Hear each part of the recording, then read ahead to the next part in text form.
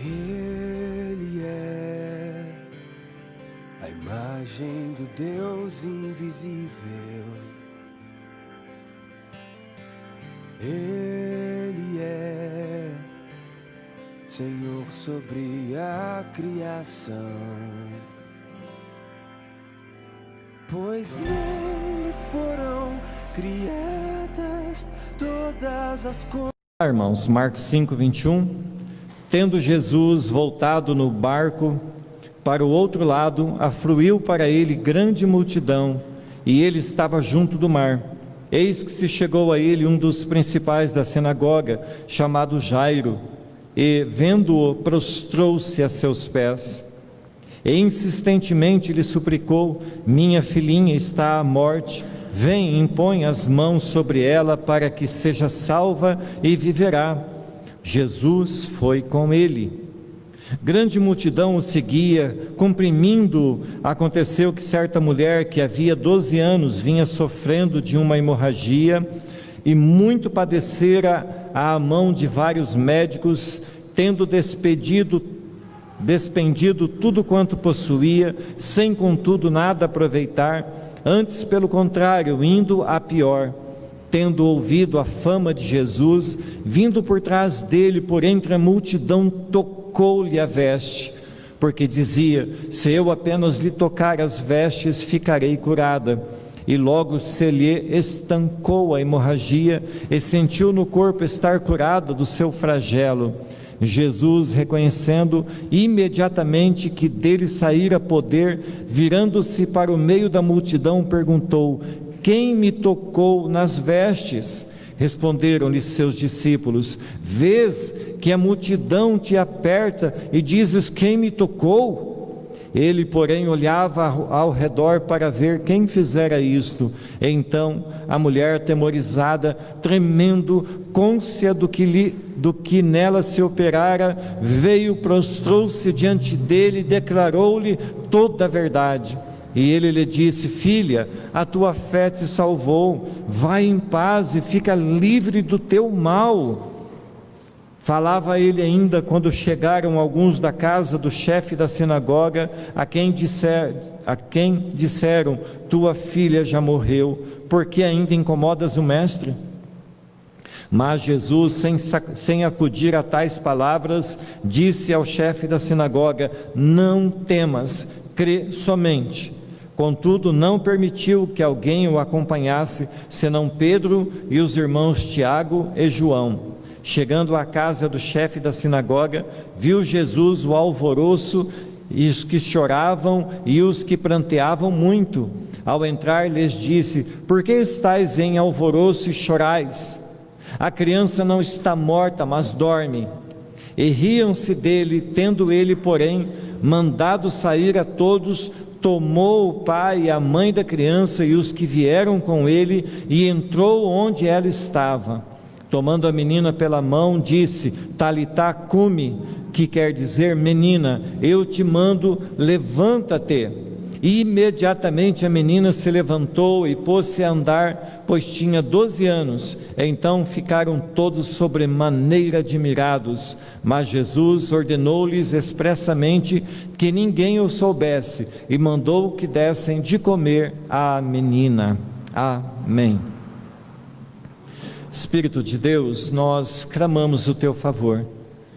Ministra esta palavra aos nossos corações, para que saiamos daqui, Senhor, cônscios da tua graça e da grande salvação que tu tens operado sobre nós. Em nome de Jesus, Deus. Amém. Meus irmãos, nós vimos que Jesus havia feito uma viagem fora de hora, e para os seus discípulos inesperada. Eles enfrentaram uma grande tempestade, chegaram ao outro lado daquele grande lago, entraram na terra dos Gadarenos, e lá Jesus então liberta um homem possesso de muitos demônios. Faz desse homem um missionário. Ele é rejeitado pelos moradores da região, e por causa disso então ele deixa aquele lugar imediatamente e volta para as bandas de Cafarnaum. Marcos então relata que ao chegarem, uma grande multidão já aguardava Jesus, e aqui, meus irmãos, começa a história de mais 2 milagres que iriam acontecer para que mais uma vez ficasse muito claro diante de todos quem era Jesus. Meus amados irmãos, Jesus é a esperança dos desesperados. Fico pensando, irmãos, que é maravilhoso quando nós vemos pessoas que se quebrantam com sinceridade diante de Jesus.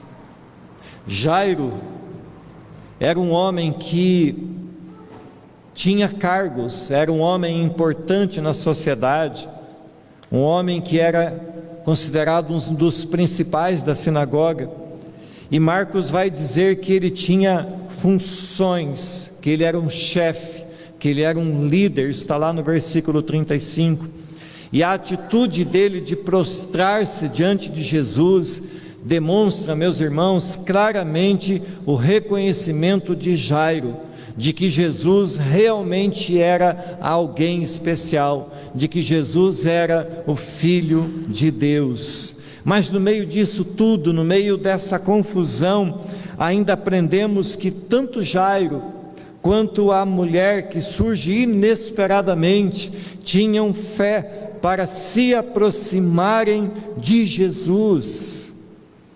Irmãos, nem a tradição religiosa de Jairo, nem o estado de impureza daquela mulher foram suficientes para impedi-los de irem até Jesus e serem salvos.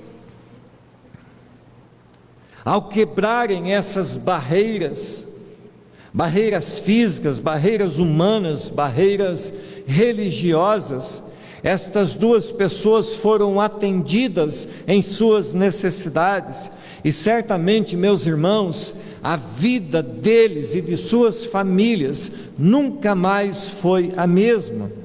Então, o objetivo dos evangelhos é sempre apresentar Jesus como quem ele de fato é, o Messias de Deus. Embora nesse momento, embora naquele tempo, em estado humano, sendo limitado por causa do corpo de carne, mas ele continuava sendo Deus, e tinha ele poder sobre a morte, poder sobre a vida. E o texto bíblico de hoje, irmãos, reforça o quanto Jesus amava as pessoas, o quanto ele exercia compaixão por seus semelhantes. E a narrativa bíblica que temos diante de nós mostra que Jesus tem que ser a base da nossa fé. É Ele quem nos sustenta, é Ele quem nos ampara, é Ele quem escuta os nossos clamores, que escuta as nossas preces, as nossas orações. E assim como na história de Lázaro, na qual ele disse para Marta que para que ela tivesse fé, assim também ele fortaleceu Jairo, para que Jairo, mesmo diante da notícia da morte de sua filha, para que ele confiasse, para que ele tivesse fé, porque nada estava perdido. Portanto, meus irmãos, eu preciso perguntar para mim e para você, qual é mesmo o nosso problema? Qual é a nossa dificuldade? O que nos tem impedido de nós confiadamente nos achegarmos diante de Jesus, de colocar a nossa oração diante dele, de tocá-lo pela fé? Por isso, meus irmãos, a minha oração nessa noite é para que o Espírito Santo remova dos nossos corações toda incredulidade, todo medo, toda barreira que possa ainda estar nos impedindo, e que caia por terra todas essas barreiras e impedimentos, para que nós possamos enxergar, para que nós possamos ver a grande misericórdia de Deus por nós, meus irmãos. Por isso, eu quero abordar nessa mensagem de hoje, pelo menos 4 pontos. Um pedido irrecusável, uma atitude de fé, uma pergunta vindo do Senhor.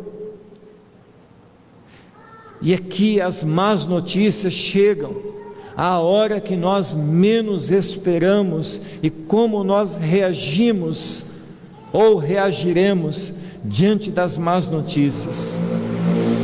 Então, o primeiro ponto é um pedido irrecusável. Sempre que nos aproximamos de Deus, com sinceridade, com humildade, certamente seremos por Ele recebidos. Nos aproximamos e cremos que em Deus encontramos bênçãos, pelo fato dele ser o que é, um Deus galardoador de todos aqueles que se aproximam dele.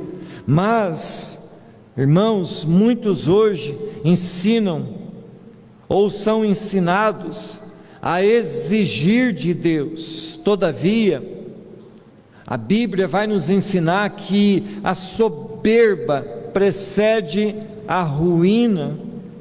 Vejam, irmãos, Jairo era um príncipe da sinagoga, e ele nos ensina como nós podemos nos achegar diante de Deus e sermos atendidos.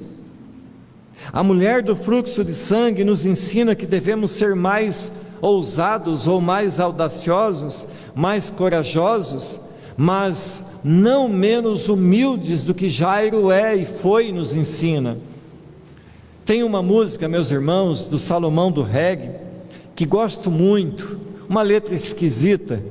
Eu vivo pedindo para o meu filho cantar essa música lá em casa, e alguns trechos dessa música do Salomão diz assim: uma aranha nunca deixaria um carrapato chegar nas alturas, um sapo bola nunca deixaria uma barata chegar nas alturas, o tamanduá nunca deixaria uma formiga chegar nas alturas.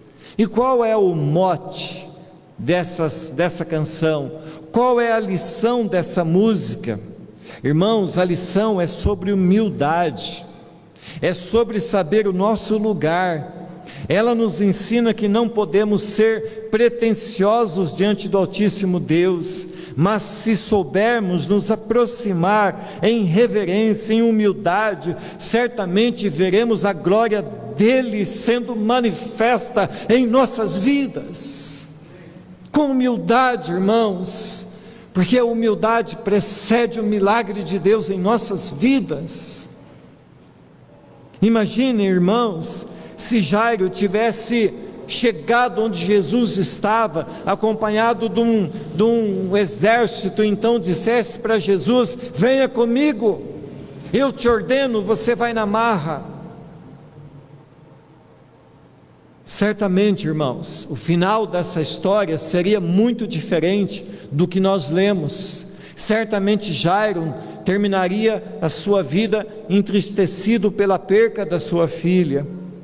Então, lendo novamente o verso 21 em diante, diz assim: tendo Jesus voltado de barco para o outro lado, reuniu-se em volta dele uma grande multidão, e ele estava junto do mar. Então chegou um dos chefes da sinagoga, chamado Jairo, e vendo-o, prostrou-se aos pés de Jesus, e ele pediu com insistência: minha filhinha está morrendo, vem impor as mãos sobre ela, para que ela seja salva e viva. Jesus foi com ele. Amada igreja, a Bíblia nos ensina que devemos buscar por Deus, clamar por sua ajuda, pedir com insistência.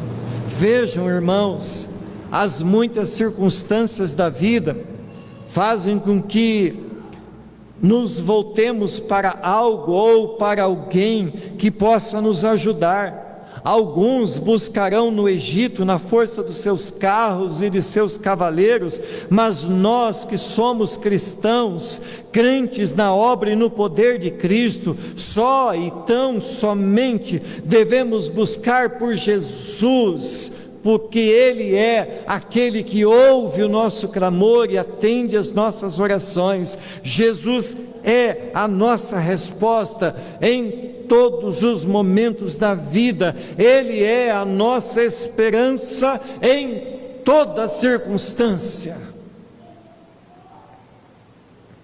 E o que chama a nossa atenção, irmãos, é o fato de que Jairo, sendo esse homem judeu, conhecedor das leis, ele vai e prostra-se diante de Jesus, reconhecendo que Jesus era realmente o Filho de Deus. E o verso 23 diz que ele pediu com insistência. Sabe, irmãos, às vezes somos nós tão simples, ou mesmo tão fracos em nossas orações. Fazemos orações como quem cola pedacinhos de papéis, lembrando Deus de que Ele precisa nos abençoar. Deus não precisa nos abençoar. Nós não precisamos lembrar Deus de que Ele precisa nos abençoar, porque Ele nos tem abençoado com toda sorte de bênção em Cristo Jesus. Mas Jairo nos ensina que devemos ser insistentes, devemos ser como aquele que vai à porta de um amigo tarde da noite, precisando de um pedaço de pão para acudir à visita que chegou, e ele vai na porta e bate na porta, insiste na porta do amigo, até que o amigo vai, então o atende e o abençoa. O que a Bíblia está nos ensinando, irmãos, é que nós precisamos continuar insistindo em nossas orações, porque Deus sabe o momento oportuno em que Ele abrirá as comportas do céu e vai nos abençoar com aquilo que precisamos, não com aquilo que queremos ou que pedimos, mas com aquilo que Ele quer nos abençoar. Conta-se uma história, irmãos, que certo jovem queria ir para o seminário, pretendia ser um pastor. Então o seu pastor combina com ele e diz: olha, vai na minha casa amanhã cedo, e eu vou conversar com você. Então, logo cedo, no outro dia, aquele jovem, muito ao amanhecer do dia, vai à porta do seu pastor, bate à porta dele, e nada abre, nada acontece. E ele espera mais um pouco, insiste novamente, bate na porta e espera, porque ele sabia que o pastor estava em casa. Passam-se muitas horas, e ele está lá de postos, esperando pelo pastor. Então finalmente aquele pastor vai, abre a porta, e diz para aquele jovem, que ele estava pronto para ir para o seminário. O pastor não queria saber da santidade dele, o pastor não queria saber se ele tinha conhecimentos teológicos, o pastor queria saber se ele realmente estava certo do que ele queria. E isso, meus irmãos, quanto realmente nós desejamos receber de Deus, o quanto realmente nós estamos certos do que queremos para a nossa vida diante de Deus. Será que a nossa vida espiritual está bem firmada, bem decidida? Estamos mesmo certos de que queremos fazer para Deus? Ou nem sequer sabemos o que queremos fazer para Deus? Jairo se aproximou de Jesus certo do que queria e foi prontamente atendido. A sua fé no Messias nos ensina, nos anima e nos fortalece. Não podemos simplesmente ler esta passagem como quem lê uma história qualquer. Precisamos parar, perceber as entrelinhas, cada ponto e cada vírgula e cada lição que o Espírito de Deus quer nos ensinar nessa palavra. Amada igreja, temos diante de nós duas histórias, duas situações de urgência. Jairo era o pai de uma filha única de 12 anos e já tinha esgotado todos os seus recursos. Tudo que podia fazer para salvar a vida da menina, ele fizera. Temos a mulher que surge no meio do nada e aparece nessa história da mesma forma, estando ela 12 anos enferma.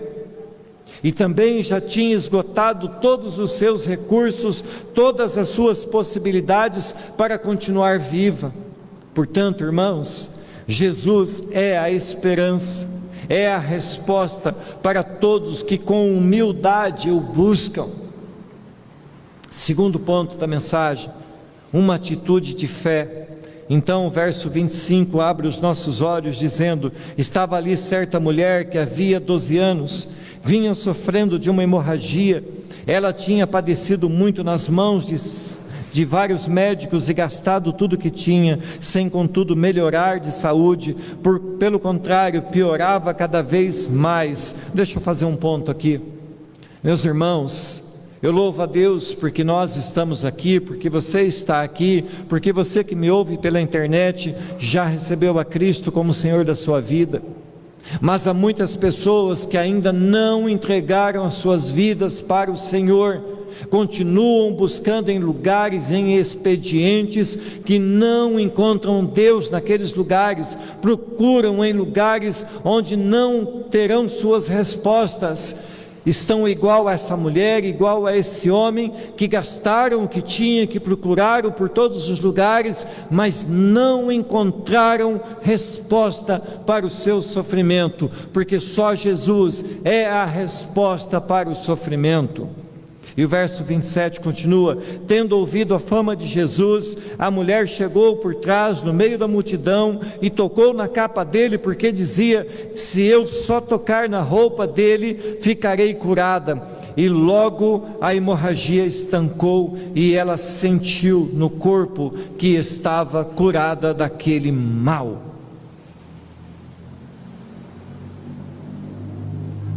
Portanto, irmãos, nós temos aqui algo impensável para a cultura e a lei daquela época. Talvez, irmãos, hoje nós possamos entender um pouquinho do que passavam aquelas pessoas que estavam na situação dessa mulher, ou mesmo dos leprosos, porque esta mulher era considerada da mesma forma que um leproso. Talvez hoje nós, por causa do Covid, nós estejamos entendendo um pouquinho mais o que é ter que se manter à distância das pessoas. Há aqueles que já experimentaram passar pela doença, sabem o que é ter que ficar isolado das pessoas, manter a distância das pessoas, porque o sentimento é o mesmo de que tinha essa mulher, o sentimento de que vai levar uma pedrada, de que vai ser repudiado da pior forma possível. Para nós isso é impensável, é inadmissível que alguém que esteja contaminado se aproxime de nós, e de fato não deve. Hoje ninguém vai tacar pedra, mas naquele tempo uma pessoa impura seria apedrejada. Se essa mulher fosse vista, ela seria apedrejada naquele mesmo lugar. Mas, irmãos, nós devemos perceber que Jesus era a última possibilidade de cura e de vida para aquela mulher. E ela já havia tentado de tudo, todos os seus recursos se esvaíram, assim como o seu próprio sangue se esvaíra. A sua situação era de anemia profunda, não só no corpo, mas nas finanças. Ela não tinha mais dinheiro, não tinha mais saúde, não tinha provavelmente mais família. Jesus era a sua única chance de cura. Ou sua ação dava certo, ou ela certamente morreria naquele dia, talvez. Portanto, meus irmãos, nós temos diante de nós uma verdadeira aula de fé prática. Esta mulher não só acreditou, mas ela creu a ponto de enfrentar a própria lei, enfrentar o aperto da multidão. A sua fé a fez não só ir, mas a sua fé a fez ter a certeza de que se tocasse na roupa de Jesus, ela seria curada. Veja, irmãos, que isso lhe deu uma resposta imediata. Assim que ela tocou em Jesus, imediatamente o sangue estancou e ela sentiu que o seu corpo estava curada. Se lermos o verso 33, lá vai dizer assim: então a mulher atemorizada e tremendo, cônscia do que lhe operara, ela tinha certeza no exato momento em que ela tocou Jesus, de que ela estava curada. Portanto, irmãos, nós devemos crer nesse Jesus que cura, que transforma, que faz milagre. Creio, meus irmãos, que seja ainda necessário esclarecer algo aqui, que esse fabuloso milagre é algo singular. A Bíblia não está autorizando ninguém a promover campanhas que promovam milagres. Milagres podem acontecer em nossas vidas em qualquer momento. Contudo, meus irmãos, não temos o direito de marcar uma agenda para Deus, de usar um texto desse para promover culto das causas impossíveis, culto do milagre da sua vida.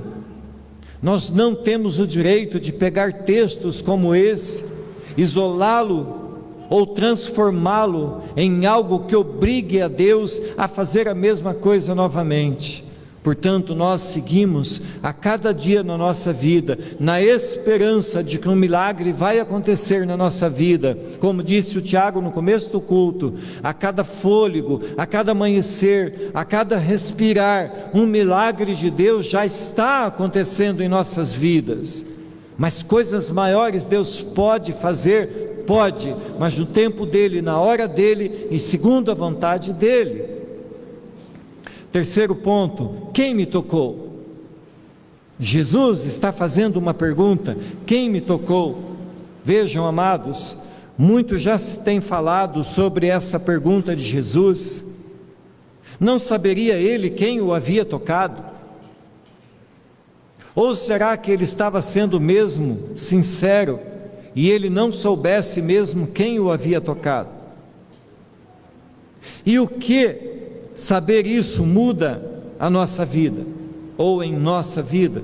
Nada, absolutamente nada. Isso não faz, irmãos, a menor diferença se Jesus sabia ou não quem o havia tocado. Esse não é o ponto. O ponto é que alguém o tocou, e o tocou com tamanha fé que imediatamente de Jesus saiu poder. O texto vai dizer que Jesus sentiu que quando alguém tocou nele, dele saiu poder, e os discípulos vão dizer: mas mestre, por que tu perguntas isso? Há uma multidão te tocando a todo momento, mestre. Mas Jesus diz: mas alguém me tocou com fé, porque de mim saiu poder. Amada igreja, não sabemos sequer o nome dessa mulher, mas isso também não importa. O que precisamos saber dela é o quanto ela nos ensina sobre a fé, sobre vencer as maiores crises, sobre vencer as dificuldades, sobre romper com barreiras sociais que impedem as pessoas de se achegarem até o Senhor. A Bíblia diz que ela já estava enferma há 12 anos. 12 anos de dor, 12 anos de sofrimento, 12 anos de exclusão social extrema, 12 anos em que ela perdeu tudo que tinha, e é provável que ela já tivesse sim perdido a própria família, porque ela era considerada uma impura, E algo, irmãos, que podemos aprender com essa história está no fato de que era impossível que algum médico de sua época pudesse dar-lhe cura. A situação dela exigia uma atuação divina, um milagre, e somente Deus poderia mudar a sua história, mudar a sua vida, mudar o seu destino. Essa história, meus irmãos, é a história de cada um de nós. Nós estávamos acometidos de um mal tão terrível que ninguém poderia dar conta. Ainda que nós gastássemos a nossa vida inteira tentando e correndo atrás de alguma forma de cura para a nossa alma, ainda assim tudo seria absolutamente inútil, em vão. Se olharmos para a vida de grande parte das pessoas hoje, é exatamente isso que estão fazendo. Pessoas pelo mundo todo buscam algo que lhes traga paz, que satisfaça o seu ego, o seu interior, as suas necessidades, os seus sentimentos, as suas emoções, que preencha o vazio dos seus corações. Mas então, da mesma situação da mulher, estão essas pessoas.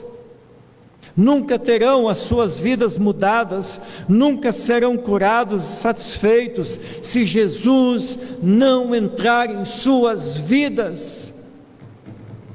Se não tiverem a coragem de dizer não para a religiosidade, não para o seu orgulho próprio, para o seu ego, porque só Jesus é uma resposta fiel e verdadeira.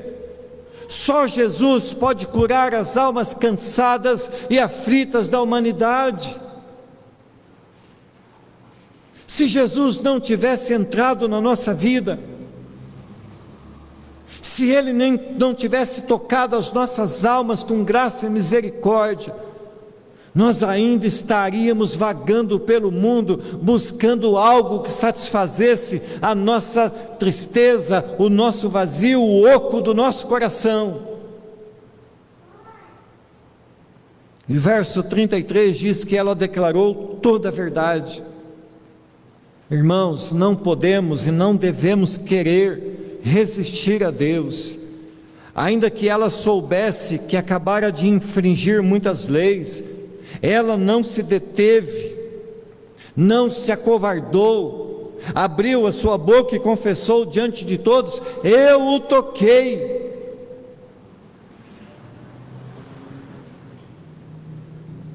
Nós precisamos ter a mesma coragem.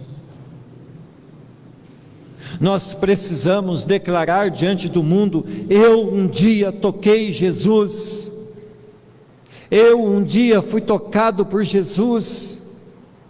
Jesus mudou a minha vida, eu sou um cristão e sirvo a Deus. O mundo precisa conhecer Jesus através de nós, porque esta foi a ordem de Jesus para nós, para que nós pregássemos o seu Evangelho.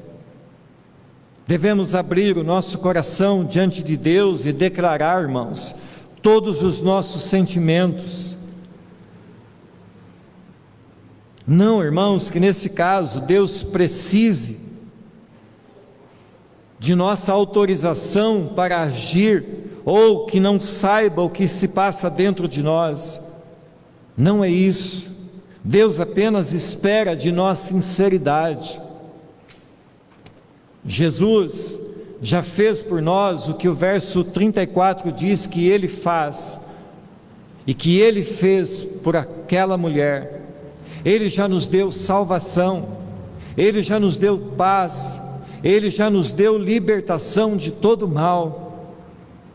Amém, irmãos? Quarto ponto: as notícias más chegam a hora que nós menos esperamos. Jesus ainda estava conversando com aquela mulher, quando de repente chega alguém da casa de Jairo e diz: sua filha morreu, não incomodes mais o mestre. E o que fazer, irmãos, quando a notícia má chega? Quando não podemos ver nem mesmo uma única luz no final do túnel? Para Jairo, todo o seu esforço, toda a sua dedicação não era mais necessária. Não precisava mais incomodar o mestre. A sua esperança estava se esvaindo. Meus irmãos, existe algo que seja difícil demais para o Senhor? O profeta Jeremias escreveu assim: eu sou o Senhor, o Deus de toda a humanidade. Há alguma coisa difícil demais para mim? Para Jairo o fim havia chegado, e assim como aquela mulher, também para sua filha não restava mais nada que fosse além de um milagre. A mesma coisa daquela mulher estava agora também no coração de Jairo. Só um milagre e nada mais poderia satisfazer a sua necessidade naquela noite. Então Jesus poderia simplesmente curar aquela menina sem ter que ir na casa dele, poderia, mas ele preferiu, irmãos, demonstrar o seu poder para que todos soubessem que o Filho do Homem tem todo o poder no céu e todo o poder na terra. Jesus está nos ensinando a não dar crédito a palavras ruins, a palavras más, a palavras negativas. Jesus está nos ensinando a crer nele, a crer na sua força, a crer no seu poder.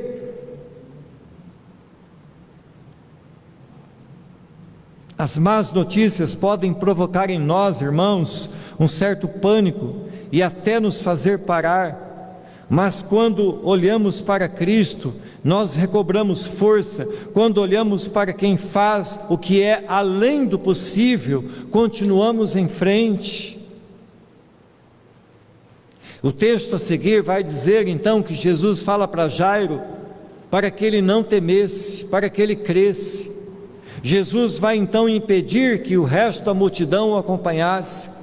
Jesus vai pegar apenas o resto do caminho e levar com ele apenas 2 discípulos e o pai da menina. E nós não sabemos exatamente por quê, mas Jesus dispensa aquela multidão, dispensa a maioria dos seus discípulos. Jesus leva consigo apenas Pedro, apenas Tiago e apenas João. Jesus dispensou também, logo que chegou na casa, as pessoas que estavam lá contratadas para chorar. E entrou Jesus no quarto daquela menina que jazia morta, tendo apenas os 3 discípulos e o pai da criança, os pais da criança.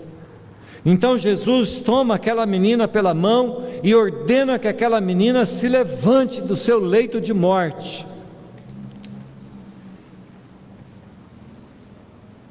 E o final da história, irmãos, não poderia ser diferente. A menina levantou-se e logo se pôs a andar e foi alimentada, conforme Jesus ordenou que o fizessem.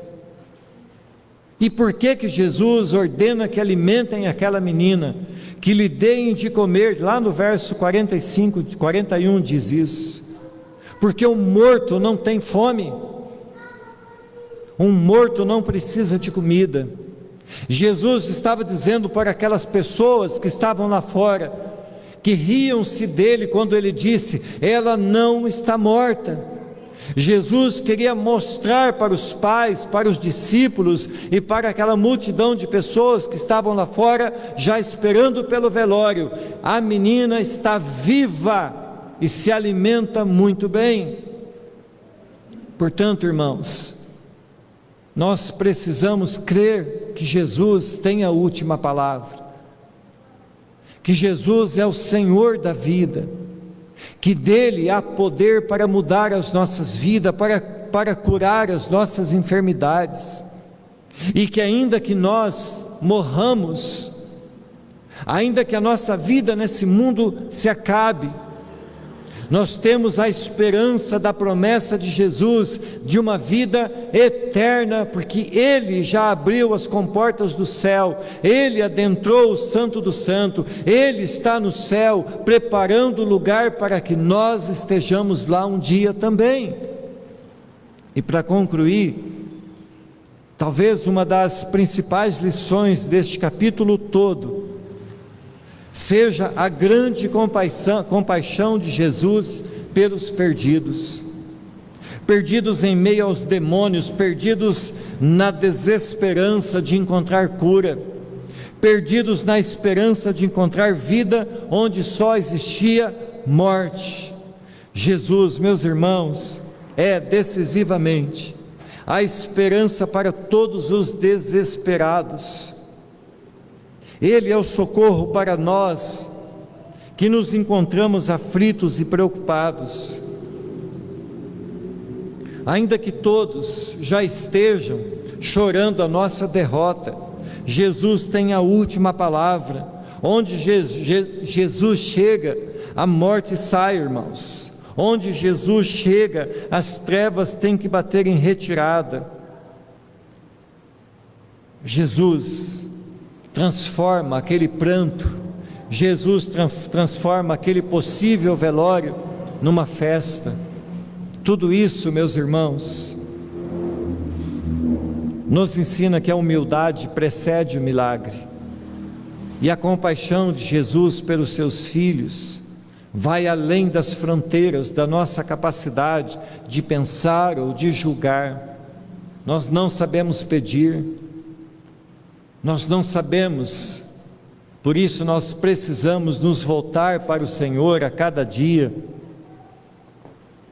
aclamar a Deus que Ele seja misericordioso, a buscar no Espírito Santo, porque Ele intercede por nós, porque esse Deus que nós servimos e continuaremos servindo até o final das nossas vidas, é o Deus que, quando nos achegamos diante dEle com humildade, Ele nos abençoa, Ele atende as nossas orações, Ele sabe das nossas necessidades. Esse é o nosso Deus, santo e eterno. Amém. Amém, irmãos? Vamos ficar de pé?